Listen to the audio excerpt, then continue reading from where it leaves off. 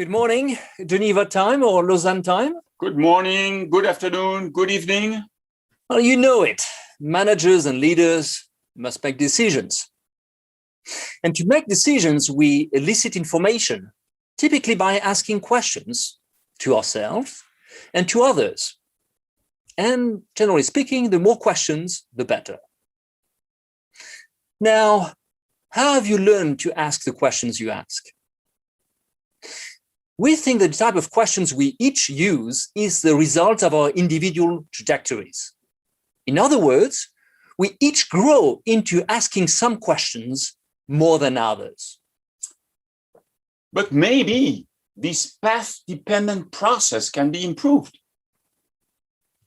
Have you ever thought about which question you ask? Which question you use? So, which type of question you ask? Why do you ask the question you ask? And which questions don't you ask? And why don't you ask them? Or what happens if you don't ask some questions? Today, you'll get an opportunity to reflect on your own question mix and hopefully improve it. So specifically, you'll discover 4 types of questions that can help your decision-making.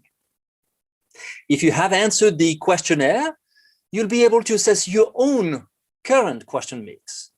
And you also get some concrete ideas on how to avoid unwanted over-reliances and blind spots for you and your team. But first things first, let's introduce ourselves. My name is Arnaud Chevallier. I'm a professor of strategy here at IMD. I've been researching complex problem solving and decision-making for the past 20 years, and I've written a little book on this. I'm Frédéric Dalsace. I'm a professor of marketing and strategy at IMD. And together, we have been researching on this topic. So we have done the due diligence, read the literature review, and we have been interviewing a lot of senior executives. Let me show you the result as a group, because I think it's interesting. So what can we see? You have the 5 types here, and you have the analytical, creative, productive, and the substance interpersonal on the sense making. You can see actually that as a group, your answers were relatively balanced, giving some credibility to the fact that you have 4 types and 1 type is further decomposed into 2 types. So the big number that you see here, the 22, 20, 16, 21, and 20 are the average, okay? You can see that it's pretty close to the 20 that would be balanced. We tend to be slightly more as a group, you tend to be slightly more analytical and slightly less productive.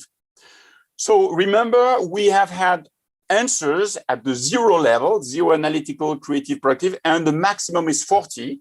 But we wanted to give you a sense of what was the spread of the answers. So you have now a red bar here, and the red bar will give you the average minus or plus 1 standard deviation. What this means is that 66% of the respondents are within this bar. So if you are there, you belong to the majority of the respondents. What is interesting is if you are beyond or above this bar. If you have an analytical percentage that is below 17% or a productive percentage that is below 11%, then it says something. It says that you are using less frequently the productive or the analytical question mix. And this is where we think it gets really interesting.